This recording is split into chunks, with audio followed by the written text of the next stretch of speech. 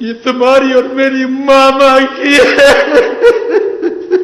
بسم اللہ الرحمن الرحیم۔ السلام علیکم ناظرین، میں ہوں قمر زیدی۔ اعظم سواتی صاحب پریس کانفرنس میں دھاڑے مار کر کیوں رو پڑے؟ اب کون سی نئی ویڈیو کی ان کی بات ہو رہی ہے؟ ان کے گھر والوں کے موبائل میں کون سی ویڈیو سینڈ کی گئی؟ اور میں نے اپنی زندگی میں پہلی دفعہ کسی سینیٹر کو اس طرح آنسوؤں سے دھاڑے مار کے پریس کانفرنس میں روتے دیکھا۔ آخر معاملہ کیا ہے یہ آپ کو اس ویلاگ میں بتائیں گے۔ ساتھ آپ کو یہ بتائیں گے تحریک انصاف کو جو پہلے ریلیف مل جاتا تھا اسلام آباد ہائی کورٹ سے، اب اس کی امیدیں کم ہو گئی ہیں، کیونکہ جسٹس اطہر من اللہ کے حوالے سے جو پارلیمانی کمیٹی ہے اس نے فیصلہ کیا ہے وہ تحریک انصاف کے لیے مشکلات کھڑی کر دے گا۔ میں بتاؤں گا کیوں۔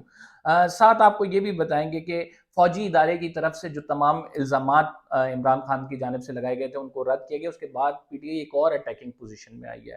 اسد عمر، شیریں مزاری، پرویز خٹک، ان لوگوں کے آپ کو بیانات بتاؤں گا اور پھر بتاؤں گا کہ کیا سٹینڈ آف ہونے لگا ہے فوج اور پی ٹی آئی کے درمیان۔ اگر چینل کو سبسکرائب نہیں کیا ہوا سبسکرائب کر لیں، بیل کا آئیکن ضرور دبائیں اور فیس بک پہ فالو کرنا نہ بھولیں۔ سب سے پہلے ہم آغاز کریں گے کہ پی ٹی آئی کو جو ریلیف مل جاتا تھا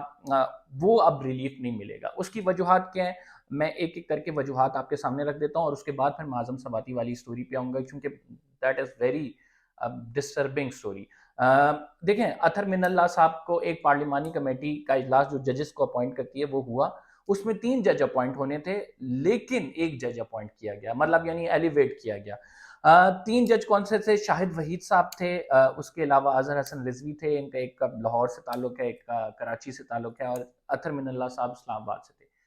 آؤٹ آف نو ویئر اطہر من اللہ صاحب کو ایلیویٹ کر دیا گیا سپریم کورٹ میں، بٹ یہ 2 ججز کو نہیں کیا گیا۔ اس کی وجوہات کیا ہیں؟ دیکھیں، اطہر من اللہ صاحب کی عدالت سے ریلیف مل جاتا تھا اور ریلیف ملتا تھا تحریک انصاف کو۔ اطہر من اللہ صاحب کے پاس صحافی، سوشل ایکٹیوسٹ اور جو لوگ بھی جاتے تھے قانون اور انصاف کے مطابق اس فیصلے ہوتے تھے اور ریلیف کی امید زیادہ ہوتی تھی، کیونکہ بڑے زبردست جج ہیں اطہر من اللہ صاحب اور سمجھتے تھے تمام معاملے کو، سسٹم سے آئے ہوئے سمجھتے ہیں کہ کس معاملے کو کس طرح سے ڈیل کرنا ہے، بڑے انٹیلیجنٹ ہے۔ تو جب اطہر من اللہ صاحب کو نہیں رہیں گے اسلام آباد ہائی کورٹ پہ، تو اسلام آباد ہائی کورٹ پہ ایک دوسرے جج تو ضرور آئیں گے، لیکن وہ جو ایک ریلیف کی فضا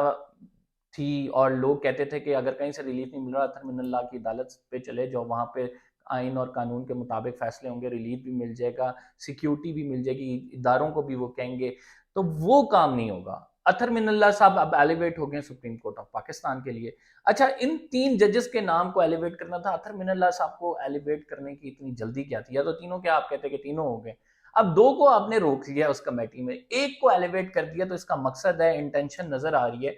کہ بظاہر اسلام آباد ہائی کورٹ میں ایز اے چیف جسٹس کو وہ ہٹانا تھا اور وہ سپریم کورٹ چلے جائیں گے۔ سپریم کورٹ کا ایک اپنا سسٹم ہے، 17 ججز مشتمل بینچ ہوتے ہیں اور جو چیف جسٹس ہے وہی بینچ بناتا ہے، تو لہٰذا یہاں پہ جسٹس عامر فاروق صاحب آ جائیں گے اور جو ریلیف اتنی آسانی سے مل رہے تھے وہ تحریک انصاف کو نہیں مل سکیں گے۔ ساتھ ہی دوسری اسٹریٹجی یہ ہے کہ تحریک انصاف کے وہ رہنما جنہوں نے احتجاج کیے ہیں، فیض آباد پہ احتجاج ہوا ہے، اس کے علاوہ مختلف علاقوں میں احتجاج ہوئے ہیں، ان کے خلاف ایف آئی آریں دو، ان کو جیل میں ڈالو اور وہ ریلیف مانگنا چاہیں تو ریلیف کہیں سے نہ مل سکے۔ عامر کیانی صاحب کے خلاف ایف آئی آر درج ہو چکی ہے اسلام آباد کے I9 تھانے میں، اور جو فیض آباد پہ دنگل ہوا ہے آپ کو پتہ ہے کل، اس سلسلے میں ہوئی ہے، اور اب ان کو گرفتار کیا جائے گا ورنہ ان کو ضمانت کرانی پڑے گی۔ ضمانت کے لیے یہ پھر کورٹ کی طرف بھاگیں گے اور اطہر من اللہ صاحب اب نہیں ہیں، عامر فاروق صاحب ہیں، تو یہ ڈیفرنس کریٹ ہوگا، تحریک انصاف کو مشکلات کا سامنا کرنا پڑے گا۔ اچھا جی، دوسری سٹوری پہ آتے ہیں۔ دوسری سٹوری میں آپ کو جلدی سے بتا دیتا ہوں کہ پھر اعظم ساتھی پہ آؤں گا۔ دوسری سٹوری میں جلدی سے بتا دیتا ہوں کہ یہ جو معاملہ ہے نا فوج اور پی ٹی آئی کا سٹینڈ آف، یہ کل سے زیادہ بڑھ گیا ہے۔ یہ بڑھ اس وجہ سے گیا کہ فوجی قیادت نے تو صاف انکار کر دیا کہ بھائی ہمارے بندے کے خلاف جو تم نے الزامات لگائے ہیں ہم ان پر کوئی کارروائی نہیں کریں گے، ہم سیدھا سیدھا مسترد کرتے ہیں، اور تم اپنے مفادات کے لیے یہ جو کام کر رہے ہو نا، یہ الزام لگا رہے ہو، یہ درست نہیں ہے۔ اب اس کے بعد سے ایک لڑائی نئی شروع ہو گئی ہے۔ لڑائی کون سی نئی شروع ہوئی ہے؟ اب تحریک انصاف کے رہنما بھی جو ہیں وہ سامنے آ گئے۔ پہلے آپ کو پتہ ہے شیریں مزاری تو کھل کے لکھتی تھی، ابھی بھی انہوں نے ٹویٹ، اتنی لمبی ٹویٹ کیا جس میں فوجی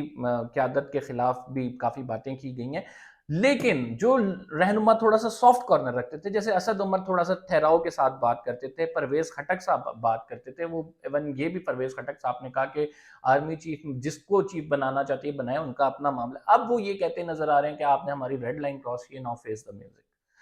اب اسد عمر صاحب یہ کہتے نظر آ رہے ہیں کہ آپ لوگوں نے کس طرح سے ہمارے الزامات مسترد کر رہے ہیں، ہم نے فوجی ادارے کے خلاف نہیں، فوج کے ایک افسر کے خلاف لگائے ہیں، آپ کیا کورٹ مارشل نہیں کرتے اپنے آفیسر کا، آپ کیا اپنے آفیسرز کے خلاف کارروائی نہیں کرتے، آپ کیا ان کو پھانسی نہیں دیتے؟ اگر آپ یہ کرتے ہیں، جو بھی لا اور قانون کو ہاتھ میں لیتا ہے، اگر آپ اس کے خلاف کارروائی کرتے، تو عمران خان صاحب بھی ایک افسر کا کہہ رہے ہیں جس نے قانون کے مطابق عمل نہیں کیا، جس نے قانون کے خلاف کام کیا ہے، آپ اس کے خلاف کارروائی کریں، آپ کیوں اس کی جو ہے وکالت میں سامنے آ رہے ہیں؟ تو اسد عمر صاحب کی جانب سے یہ کہا گیا ہے، اور اسد عمر صاحب یہ کہتے ہیں کہ یہ پہلی دفعہ نہیں ہوا، اس سے پہلے بھی ہوتا رہا ہے، فوجی افسران کو کرتے ہیں، تو آپ کی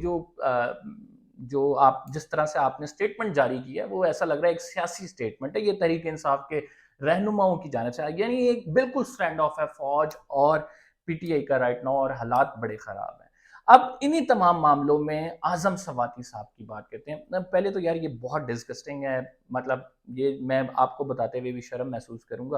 بیکاز اعظم سواتی صاحب میں نے پہلی دفعہ زندگی میں دیکھا اس طرح کوئی سینیٹر پھوٹ پھوٹ کر پریس کانفرنس میں رویا ہو، اور ان کا درد واقعی سامنے نظر آ رہا تھا، ان کی بات دل کو لگ رہی تھی کہ جس طرح سے انہوں نے کہا کہ میری ایک ویڈیو